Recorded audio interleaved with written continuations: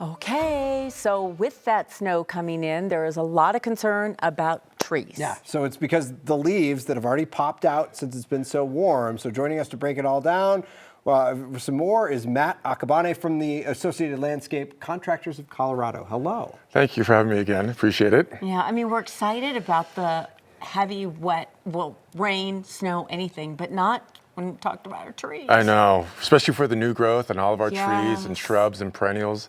You know, especially people who planted earlier this year. Yeah. It's really going to have some really stress. Going to give the leaves some, cold blight.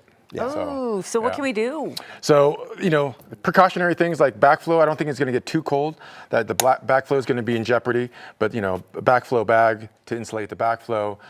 Faucet covers, you should use fabric, though. That covers the plant material, cover any shrubs and perennials, maybe your vegetable garden if you started earlier this year. Oh, no. Always wait till after Mother's Day. Yes, but So don't use plastic. where do you get this? You can get that at any kind of landscape supply store, And what's Home it called Depot. again? That's just a weed fabric.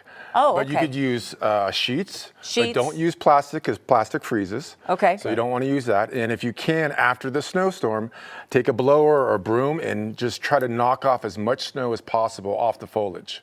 Because if you don't, the leaves will turn like this. Yep.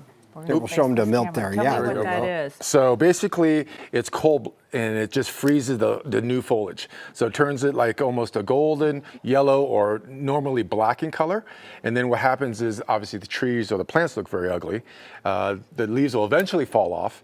And then you should fertilize the plants to encourage new growth to come back, to replace those fallen leaves. In my neighborhood, we have a bunch of mature trees, and I've seen a ton of them already from that first hard freeze that we had a few weeks ago that kind of look shriveled. I mean, it almost looks like it's dead. And I freaked out for a moment because I thought my maple in the backyard was done. Yes. But you said that fertilizer, how does somebody go about doing that? How do I even begin to think about fertilizing a tree? So fertilizer on trees is like a granule that you could buy at a local nursery. A triple 14. So there's 3 numbers on a fertilizer bag. There's the nitrogen, phosphorus, and potash.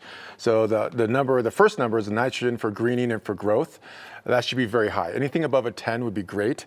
And if you apply that a granule at the basin of the plants or the tree, usually the drip line, which is how wide the tree or plant is straight down, and then let the snow that we're supposed to be getting kind of, melt it and work it into the soil. So ideally, do this now. Yes, if you could do it before tomorrow's snow, that'd be great.